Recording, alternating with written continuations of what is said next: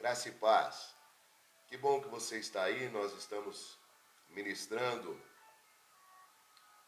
sobre tricotomia. Estamos falando sobre corpo, alma e espírito. Nós falamos sobre o porquê precisamos saber a diferença entre alma e espírito. Nós falamos as funções do espírito. E hoje nós vamos estar falando sobre as funções da alma. Nós entendemos pela palavra de Deus que o homem ele é composto de três partes: corpo, alma e espírito. O espírito é aquela parte que temos comunhão com Deus, é o elemento que nos dá consciência de Deus. A alma é a parte que nos permite ter contato conosco mesmo. A alma, portanto, é o eu, né? É o centro da personalidade. O corpo é a parte da matéria onde os nossos sentidos físicos são manifestados. A sua função básica é manter contato com o mundo material através dos 5 sentidos. Nós vemos na aula passada sobre as funções do espírito que o espírito ele possui 3 partes, ou seja, intuição, consciência, comunhão. A alma também possui 3 partes: mente, vontade e emoção. Nós vamos falar então hoje sobre as funções da mente. Em Provérbios, no capítulo 2, versículo 10, 19, versículo 2, 24, versículo 14, nos mostram que a alma necessita de conhecimento. O conhecimento é uma função da mente.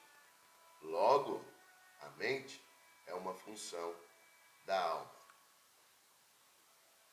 Salmo 139, versículo 14, nós vemos: as suas obras são admiráveis e a minha alma o sabe muito bem.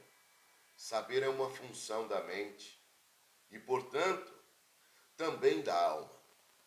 Lamentações, no capítulo 3, versículo 20, diz que a alma pode se lembrar, e a lembrança é uma função também da mente. Podemos assim afirmar que a mente é uma função da nossa alma. A mente é a função mais importante da alma. Se a nossa mente for obscurecida, nunca poderemos chegar ao pleno conhecimento da verdade. A nossa mente deve ser renovada para poder entender a vontade de Deus, que é revelada então em nosso espírito, como já falamos. A vontade é o instrumento para as nossas decisões e indisposições. Se queremos ou não queremos algo. Sem a vontade, o homem seria reduzido a um ser autômato. É a nossa alma que está o nosso poder de escolha. Grave isso, na nossa alma que está o nosso poder de escolha. 1 Crônicas, no capítulo 22, versículo 19, nós vamos ler o seguinte: dispõe agora o vosso coração e a vossa alma para buscardes o Senhor. Dispõe agora o vosso coração e a vossa alma para buscardes o Senhor. Buscar é, portanto, uma função da vontade. E a vontade está na alma. Em Jó, no capítulo 6, versículo então 7, e também no capítulo 7, versículo 17, nós lemos que a alma recusava e escolhia. Leia lá esse texto. Esses são os atributos da vontade. Logo, a vontade também é uma função da alma. A emoção, por sua vez, é a parte mais importante da experiência humana. Elas se manifestam de muitas formas. Por exemplo, amor, ódio, alegria, tristeza, pesar, saudade, desejo, etc. As emoções dão cor à nossa vida. Todavia, jamais podemos nos deixar ser guiados pelas nossas emoções. Porque a emoção é uma parte da alma. E como nós falamos anteriormente, nós devemos ser guiados, é desejo e querer de Deus que sejamos guiados pelo Espírito e não pela alma. Podemos ver em 2 Samuel, no capítulo 5, versículo 8, e também em Ezequiel, no capítulo 36, versículo 5, como também em Salmos 117, versículo 18, expressões tais como menosprezo, aborrecimento e desprezo. Essas são emoções que procedem da alma. Poderíamos citar ainda outros textos, falando, por exemplo, da alegria. Veja, Isaías 61:10, Salmo de número 86, versículo 4. A emoção da alma ainda pode ser a angústia. E nós vemos isso registrado em 1 Samuel, no capítulo 30, versículo 6. 1 Samuel ainda, no capítulo 20, versículo 4. Profeta Ezequiel, no capítulo 24, versículo 25. Como também Jeremias, no capítulo, então, 44, 14. Nós vemos as expressões de angústia da alma. Não devemos pensar que a nossa alma é ruim, jamais. Jamais podemos pensar que a nossa alma é ruim. O erro, preste atenção nisso, é caminharmos confiados na sua capacidade de pensar, entender e sentir. O nosso erro, o erro das pessoas, é confiar na capacidade de pensar, de entender e sentir. Se andarmos pela alma, já não andamos mais por fé. E estaremos, então, no nível da carne. Os que andam segundo a alma são chamados de carnais na Bíblia. O carnal é exatamente aquele que anda na prática do pecado. Melhor dizendo, o carnal não é aquele que anda exatamente na prática do pecado. Ok? O carnal, vou frisar, não é aquele exatamente que anda na prática do pecado. Quem anda na prática do pecado possivelmente nem tenha nascido de novo. Pois aquele que é nascido de Deus, diz a Bíblia, não vive na prática do pecado, conforme nós lemos em João, no capítulo 3, versículo 9.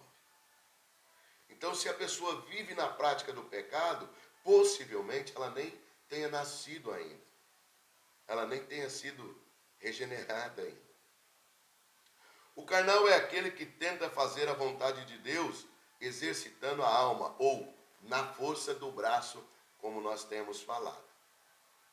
Os cristãos que vivem segundo o padrão da alma tendem a seguir aquela função da alma que lhe é mais peculiar. Assim temos carnais ou crentes almáticos que andam pela mente, outros andam pela emoção e outros ainda pela empolgação da vontade. O nosso espírito, nós que nascemos de novo, já foi regenerado. A obra de Deus em nosso espírito já foi completada.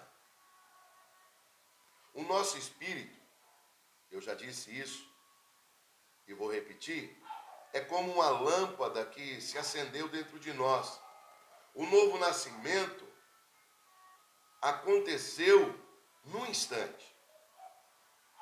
A nossa alma, portanto, agora deve ser transformada. E esse é um processo que dura a nossa vida inteira. Como que a nossa alma ela é transformada? Em primeiro lugar, nós vemos em Romanos 12, versículo 2. A nossa alma, ou melhor, a nossa alma, ela é transformada pela renovação da nossa mente. A mente é a função mais importante da alma. Se mudamos a mente, estaremos mudando então toda a nossa vida. Nós mudamos a nossa mente, renovando-a diariamente com a palavra de Deus. A alma é mudada quando as nossas crenças são mudadas para se harmonizarem com a palavra de Deus. Se nós mudarmos as nossas crenças, nós mudamos o nosso comportamento. A nossa alma também é transformada pelo contemplar do Senhor. Nós vemos esse princípio em 2 Coríntios, capítulo 3, versículo 18. A nossa alma também é mudada quando contemplamos o Senhor. É como que colocarmos o espelho ajustado no foco certo. Então, nós vamos refletir ao Senhor. O meu espírito foi criado para conter Deus. Logo, a minha alma foi criada para refletir Deus, conforme eu disse, como um espelho. Paulo falou isso em 2 Coríntios, no capítulo 3, versículo 18.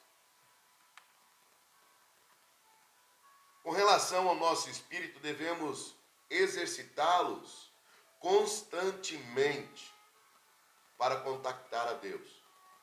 Na aula anterior, se você não assistiu, eu falei como exercitar o nosso espírito.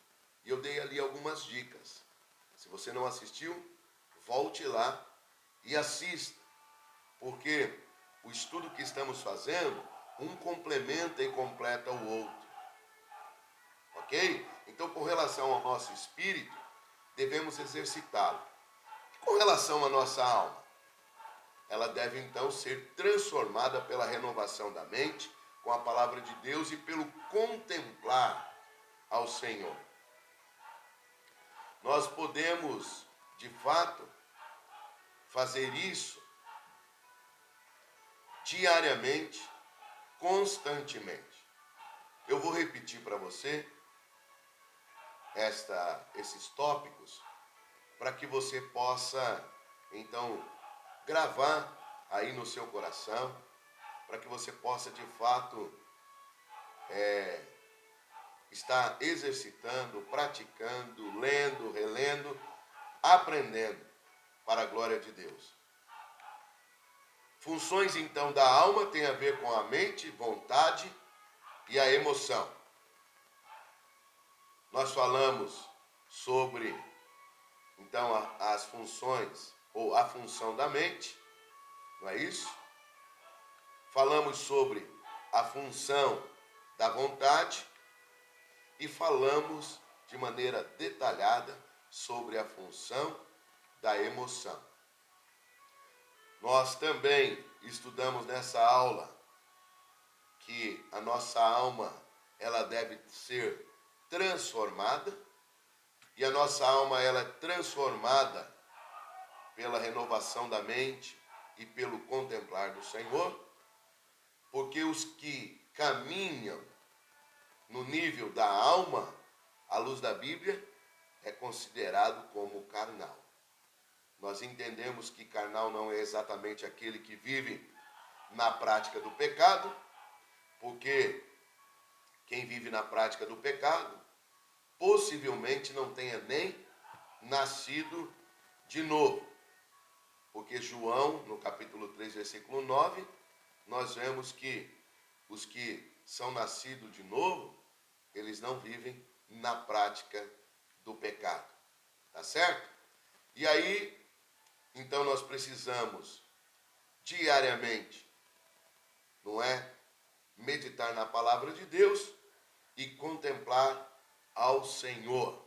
E com isso, a nossa alma, ela é transformada de glória em glória. Tá certo? De glória em glória. De glória em glória. Nós vamos sendo transformados pela renovação da nossa mente. E pelo contemplar ao Senhor. Não fique olhando para si mesmo, não fique olhando para os escorregões, né? Porque o nosso alvo é Cristo e nós somos transformados à medida que olhamos para Cristo, não é?